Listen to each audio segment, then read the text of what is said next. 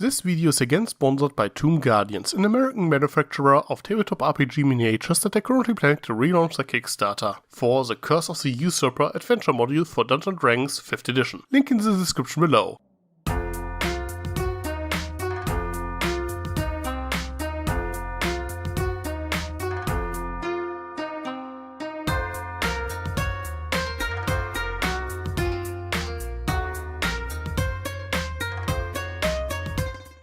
If you haven't seen my last video, let me give you a small recap. The general module is a story about a dwarf clan that found a magic stone called Nihilium. They started digging deeper and eventually awoke some ancient evil, and their entire clan got cursed for their trouble. The players are then hired by the last living descendant of that dwarf clan and supposed to escort him to the great city of Haftir, where he hopes to find a cure for his curse. The first section of the adventure takes place on the Havdhir freighter, which is a part of the adventure module that was released as a free playtest last year. There, Romeo Shellborn, the character who hired the players, is supposed to die and pass his family curse to the party, kickstarting the adventure. Now, like I said, I already covered the Havdhir freighter in my previous video, so if you want to know how the introduction to this module plays out, I recommend to check it out. But to keep it short, I think it's a pretty effective tutorial section, introducing the plot and even some game mechanics to new player. They updated this part of the adventure a little bit, mostly correcting some minor errors, rephrasing some sentences and removing some redundancies. But other than that, it is pretty much the same adventure I reviewed last year. Now let's go into the actual new stuff. Trouble in Haftir. Okay, here I have to elaborate a little bit. The eventual adventure module is designed for level 1 to 15, but its content will be split into 3 books and an optional 4th book. The guys at Tomb Guardians were so kind to send me a copy of the first book, which covers level 1 to 5. Maybe level 6 if you squeeze it a little. This includes the Havdhir section I mentioned earlier. So far I don't have access to the other 3 books. I mean, obviously, because I'm recording this before the Kickstarter launches. You can probably guess by the name, Trouble in Havdhir, that the bulk of this book deals with Sad City. Here I also have to point out that even though I got a printed copy, this is by far not the final version. Case in point, the entire final quest and dungeon of the section is not in this book, even though it's obviously supposed to. You'll find it in the table of contents, but you'll notice that there are no page numbers assigned to them. And in another section of this book there's a reference to that quest, and that you can find it on page TBD. So please keep in mind that pretty much any and everything you see here in this video is subject to change. Anyway, after the party got cursed, they are supposed to look for the wizard Askel. Problem is, he is kinda mad and locked himself into his tower. To get there, the party needs permission from the Triumvirate, the leaders of the 3 merchant guilds that rule the city. But to get their approval, the players have to garner a reputation, or in other words, they are supposed to do some quest until they are at least level 4. Askel's tower is for the matter the part that is currently still missing, so I can't tell you if that part is any good. But there's plenty to discuss in this book. Now to reach level 4 you have to do side quests and what the module calls major quests. Each quest rewards a certain number of points. A simple side quest rewards 1 point and a major quest rewards 3. For every 8 points your party gathers, they gain 1 level. There are 12 side quests and 4 major quests in this book. So in total you can gather 24 points. As you're supposed to be level 2 after the Havdhir freighter, this means you have exactly enough points to reach level 5. Askel's tower, which as I mentioned before is not in the book, rewards 8 points, so 1 guaranteed level up. So by the end of the book your party can potentially reach level 6. But that's a big maybe. Now generally this book has a pretty open design. There isn't really a specific order of events.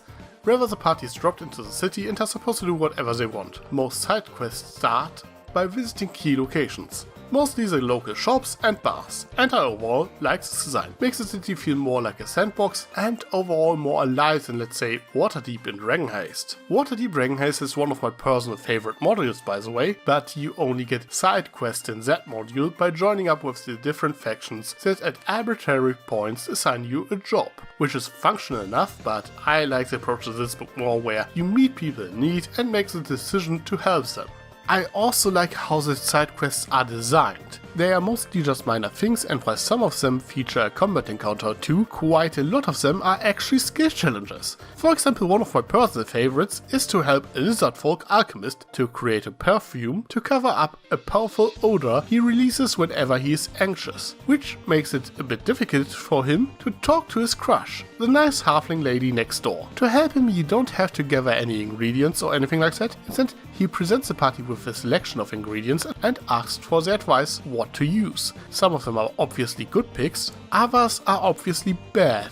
Some are hard to tell and some are pretty misleading. The players can then roll investigation or survival to determine the quality of each ingredient to know which one works and which one doesn't. And the DC to craft the final perfume depends on the number of positive and negative ingredients. So these side quests focus more on roleplay and reward picking non-combat skills. I really love this design. Most of the side quests don't really take long to resolve and are pretty charming to boot. Now the issue is to get your players to actually go to the right places. While the idea to put these side quests in shops and so on, places your average adventuring party will most likely frequent, the issue is that the party at this early point in the game severely lacks resources, and I think the adventure is maybe a little bit too stingy. You don't really get much opportunity to get any money during the Tavern Spain encounter. All you get is essentially an IOU note that you can trade in for 5 gold pieces per player. So most characters will have maybe 50 gold pieces available to their name. So why would they bother visiting the local blacksmith ogre, wrong, and learn about his side quest if they don't have the money to buy anything from the local blacksmith? Personally, I think the gold reward for the Tavern Spain encounter should at least be doubled or tripled. Which is still not a lot, but at least means the player have at least some money they can spend. Now that being said, it's not like there aren't any ways to earn some extra coin. To get that 5 gold reward for the Tavern Spain encounter, they have to go to a notary. And when they get there, they meet a boy who found a treasure map and wants to charter a boat. This leads to the first major quest of the module, and I think it's a functional adventure hook and promises to fill the purses of your players. However, here we run into another problem.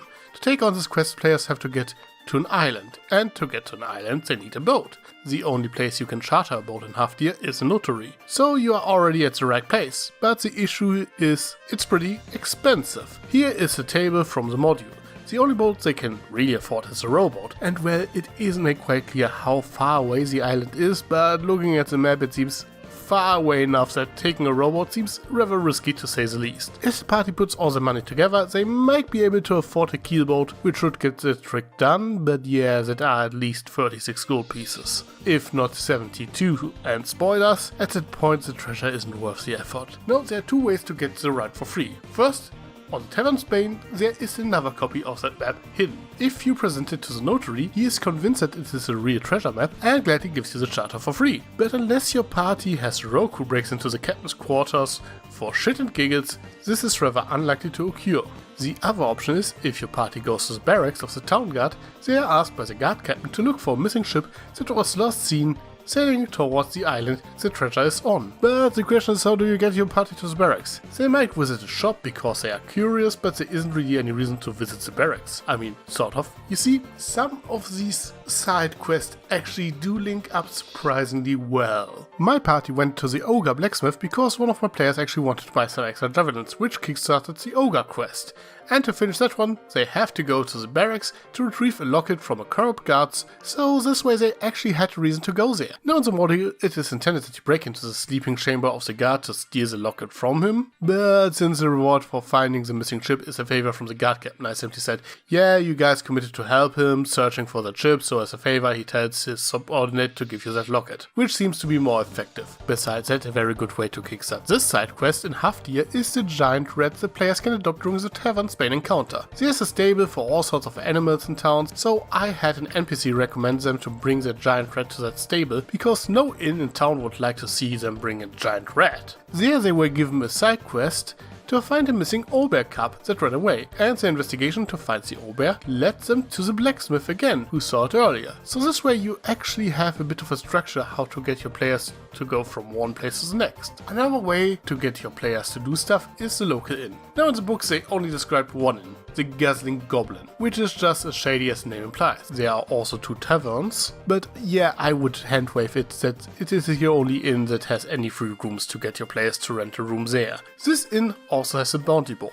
There you see a few odd jobs listed. Some are somewhat shady, others are legitimate business, and the module points out that it can be used to spin off into some of the side quests. Since it explicitly mentions that the city guard occasionally lists jobs there, as well I would recommend just adding a listen that the captain is looking for volunteers to look for that missing ship. Other than that, the bounty board is of course a more direct way for your players to earn some extra coin. But besides one example listed that redirects the players to one of the side quests, these require the DM to iron out details what exactly you are supposed to do. One thing that irritates me a little bit is that these bounties are apparently not considered side quests but rather random encounters, and therefore are not actually considered when calculating points for level advancement. That's something I would change, as those side quests sort of require more work from the players and the DM than most of the side quests. In addition to the fact that I think the number of side quests is otherwise maybe a bit too limited. What do I mean with that? I mean, I did mention earlier that you have enough side quests to reach level 6, right? Well, that's sort of the point, you don't really have any more, and you might not want to do all of them.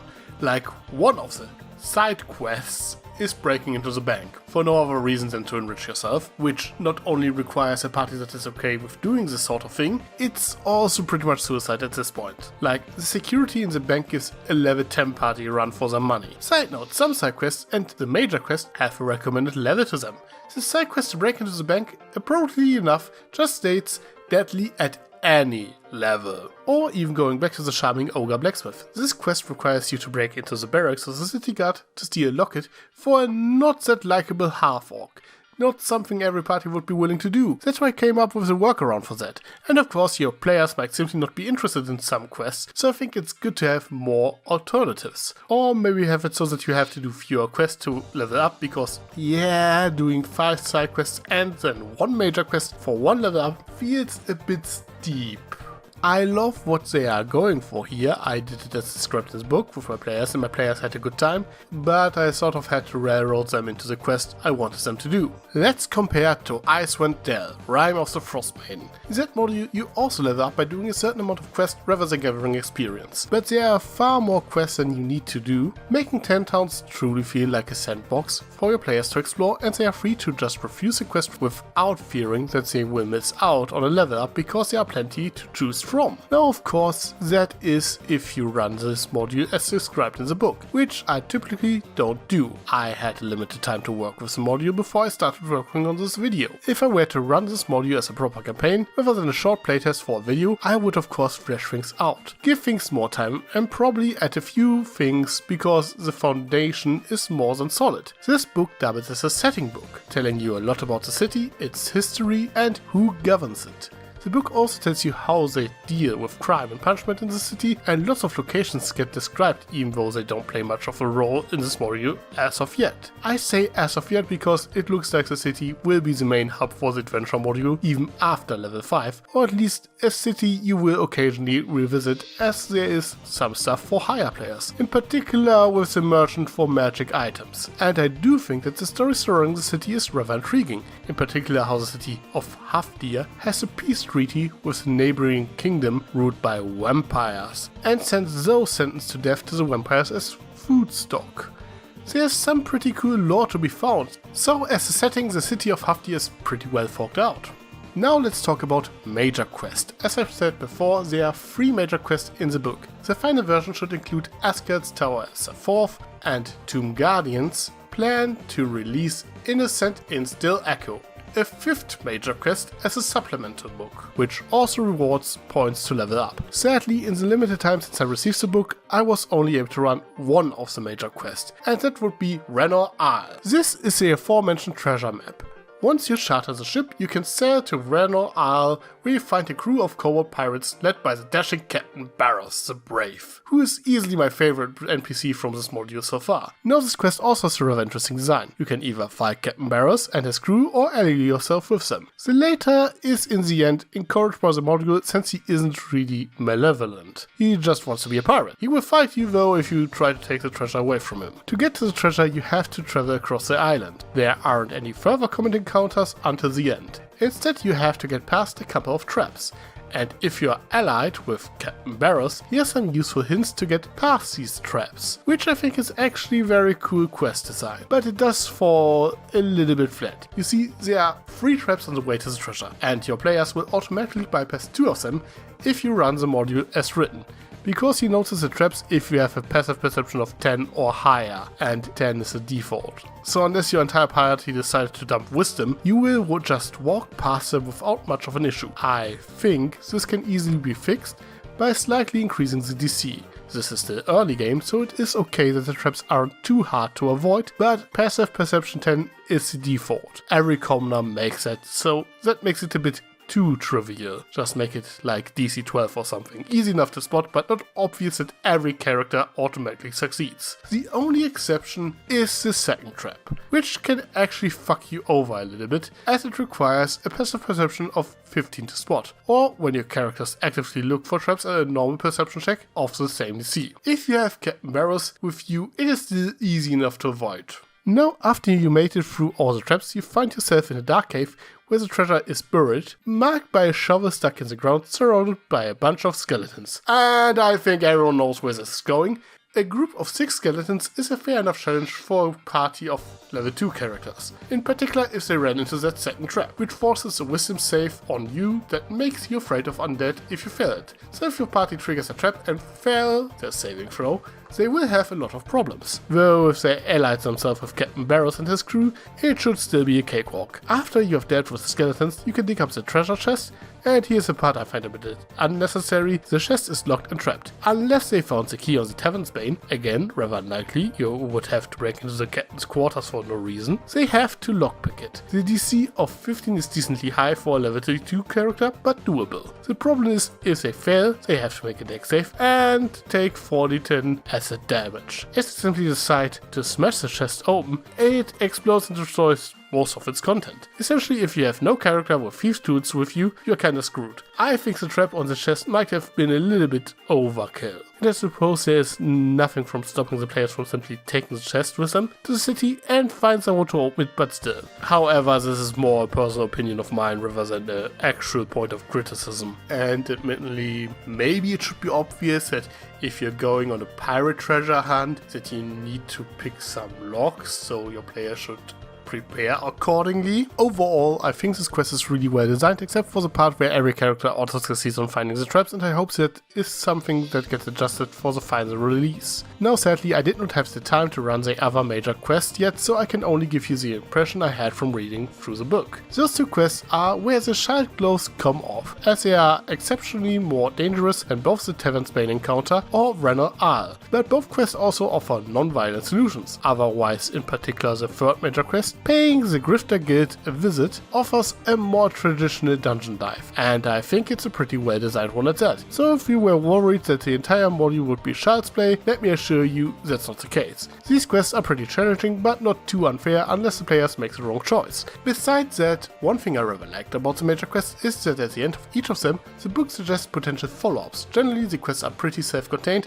and don't really need a follow-up, but the suggestions let you expand on them if you want to. For example, you could go on more adventures with Captain Barros, which is rather nice, allowing the Dungeon Master to customize the experience to their group. Now, like I discussed in my last video, perhaps the greatest highlight of this module is that you can download a voiceover for every flavor text in the book. Just scan the QR code next to it with your phone and you're good to go. The voice actor does a splendid job bringing the game to life and setting the mood, though I do think some of them were maybe a bit too short to be worth the effort. Like, remember the perfume quest I mentioned earlier? There's like 2 sentences of flavor text for each ingredient ingredient depending on if your roll was successful or not. It's easier to read those out loud rather than scanning the codes and play them. Now my biggest point of criticism, however, must go to the stat blocks. Like, they're fine, don't get me wrong. I think the unique stat blocks are actually very well designed, and I do like that apparently some of the SRD monster manual stat blocks have been adjusted to work like modern stat blocks found in books like Monsters of the Multiverse. For example, one NPC is using what is obviously the mage stat block with a set of spell slots he can cast certain spells a number of times per day, and bonus actions are listed separately from normal actions and so on. That's great! I'm a big fan of the new stat blocks design introduced in Monsters of the Multiverse, so seeing those rules applies to stat blocks that won't be updated like this until the new monster manual gets released next year is pretty neat. The issue I have is that the book feels a bit bloated because it prints far more stat blocks than it needs to. There's a stat block for pretty much